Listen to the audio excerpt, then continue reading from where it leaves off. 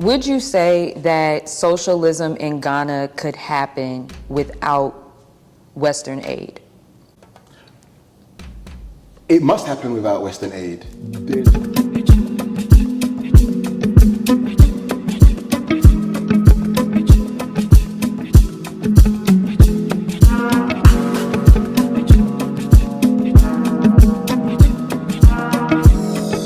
Welcome everyone, this is Griot of the Diaspora and I am your host Nakira G, and today we have a guest, Gbontwi Anyetei, and he is a writer and an agriculturalist. So we're going to talk a little bit more about politics in Ghana, some history that you may not know, and just some other fun facts about him and his writing.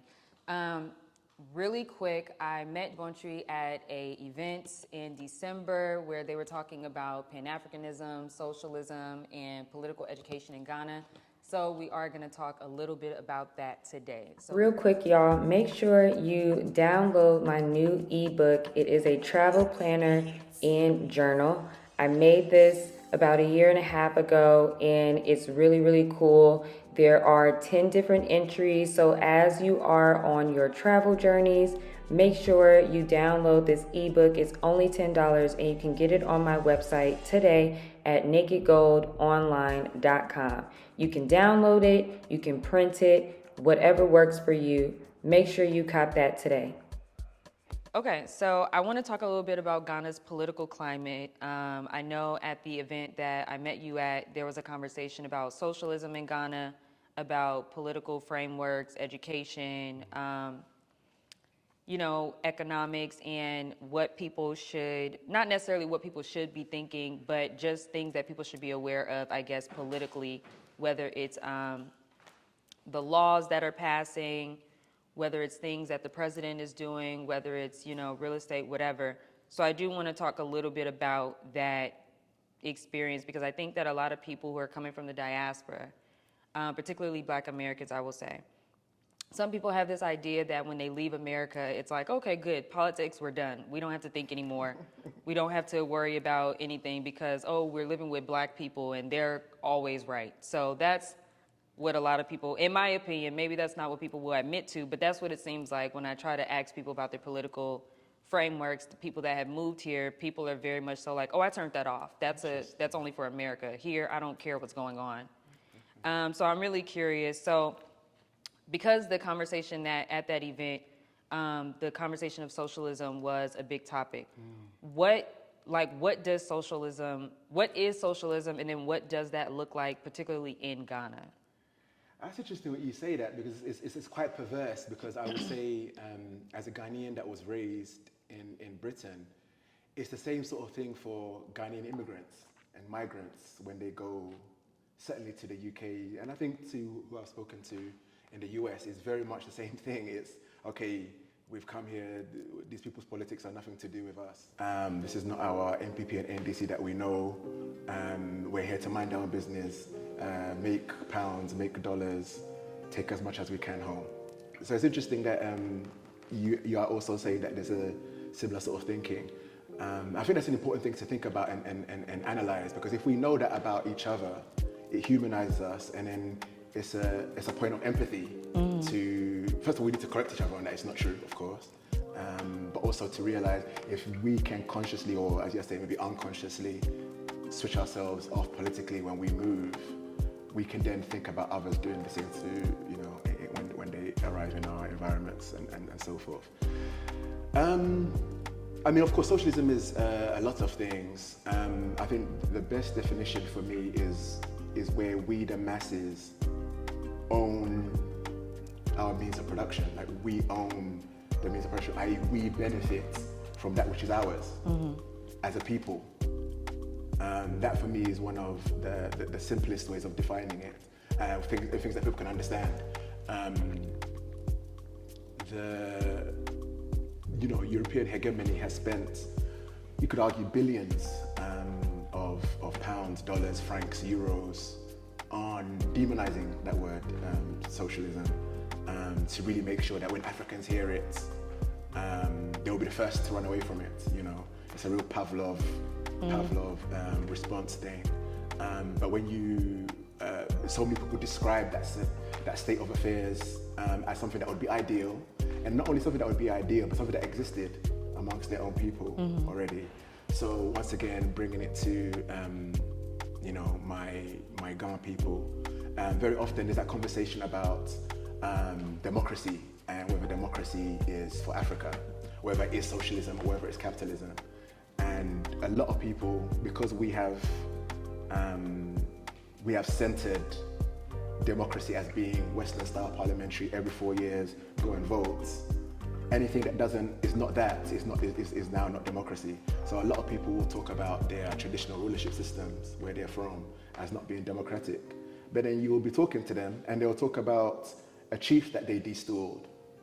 And by destalled, what do you mean? Oh, we removed him from his place, from the de facto throne. Oh, how did that happen? Oh, because he wasn't serving us, or he wasn't doing his job right.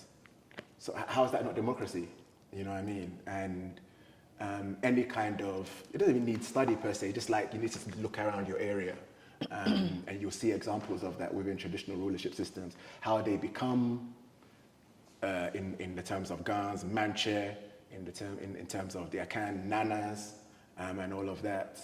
How they get there is very much a system of consultation with very often different classes within the territory, within that kingdom.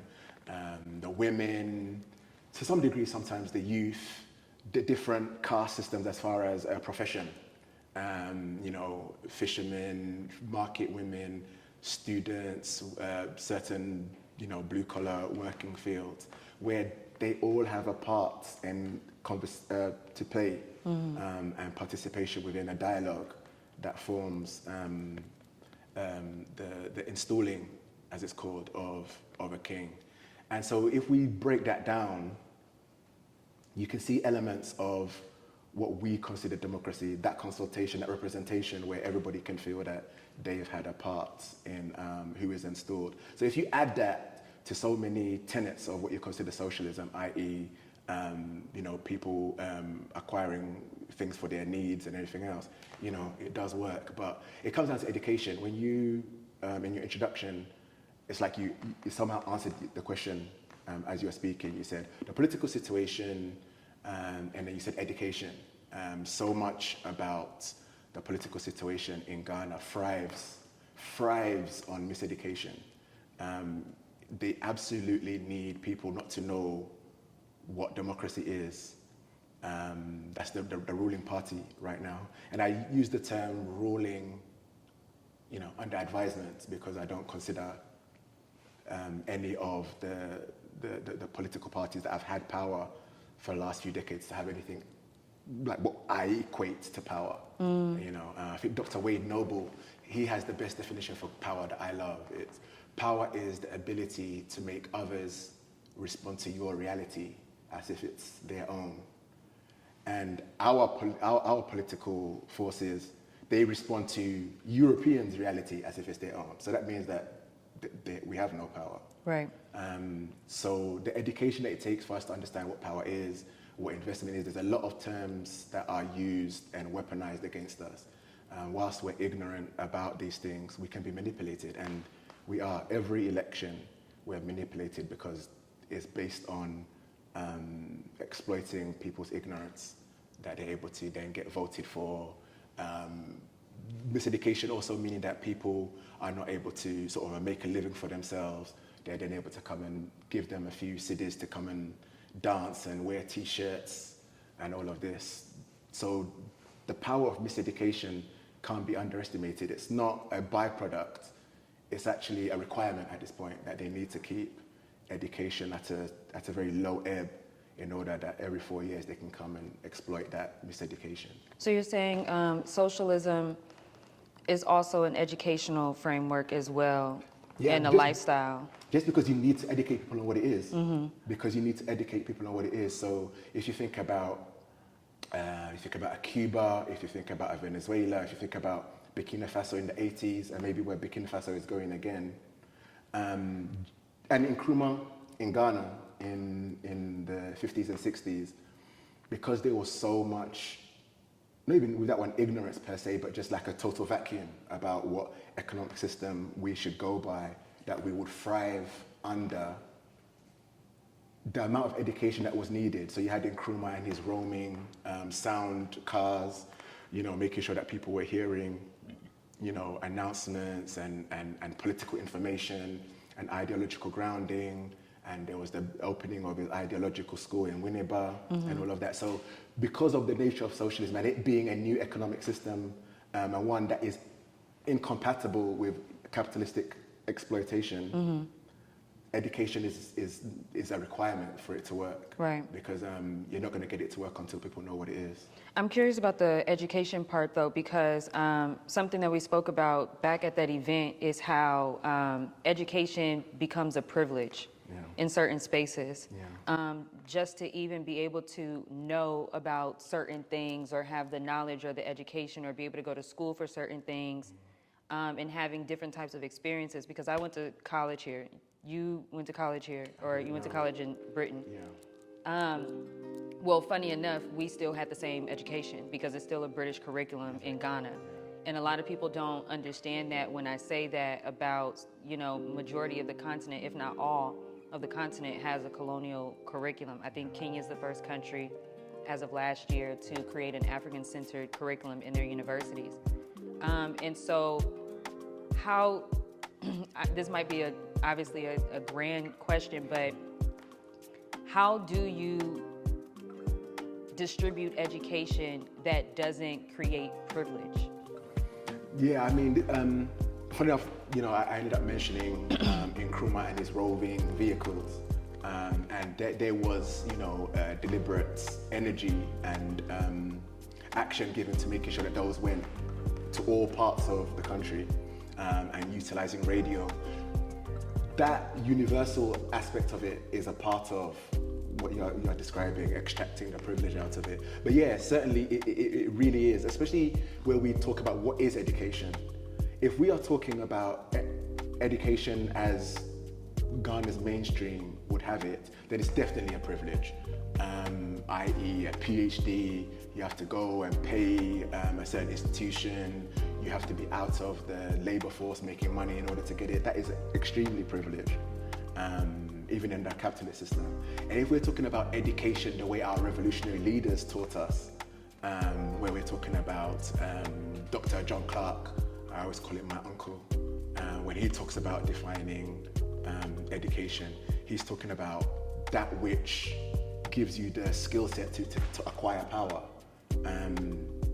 That one, I would argue, is as privileged, it is more privileged, sorry, than mainstream education. Okay. Yes, it might not be expensive in the sense of there are, even in Ghana, some libraries where books by the types of Dr. John Clark, Nkrumah are available there to read, but they are rare.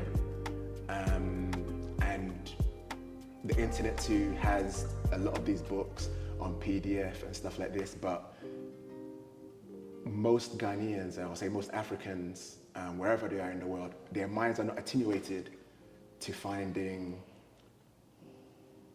revolutionary education or education that isn't directly giving them letters after their name that can help them get a job.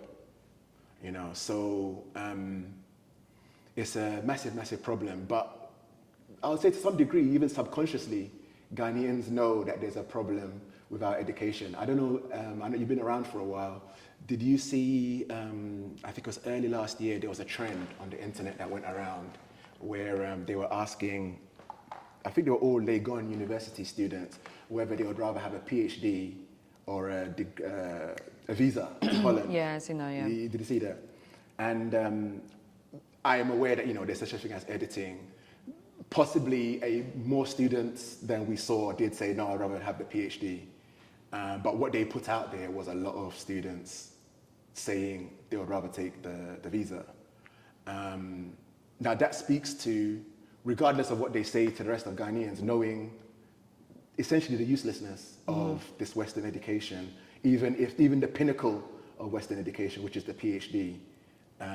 If that PhD means that all you can do is become a teacher and tell somebody what you know, as opposed to, okay, I've got all this knowledge, I can become a super solution Right. I can go to my hometown, I can go to other people's hometowns and utilize all of this, which I know to elevate the economic situation. Would you say that socialism in Ghana could happen without Western aid? It must happen without Western aid. There's no way socialism takes place with Western aid. The first thing that happens when a system that is incompatible with European interests, which is what socialism would be. Whatever your view is on socialism, it's a different economic system to what is being practiced in the West. Not only is it different, it's arguably incompatible. There's that expression about, you cannot break down your master's house with his tools. Capitalism is your master's tool. As much as you think you can get power by acquiring pounds and all of this, that money in the end will sit with the various central banks that the powers that be have created around the world. So the only way socialism happens is without Western aid. Any country that has created anything contrary to European interest, we straight away see European interests pull out. Burkina Faso, we saw and Mali, I think Niger as well. I know Mali and Burkina Faso, they had Alliance Française, that's France's soft power, pulled out. Air France without as needing well. to be told, needing to be told that they were going. Meanwhile, the media tried to hang on, especially in Mali and stuff. So if you have an economic system that is not benefiting Europe, they extract themselves, they will leave themselves, and then they'll change the phase of attack instead of it being this sort of artificial, say fake love that they have for us now. They'll straight away switch it to military.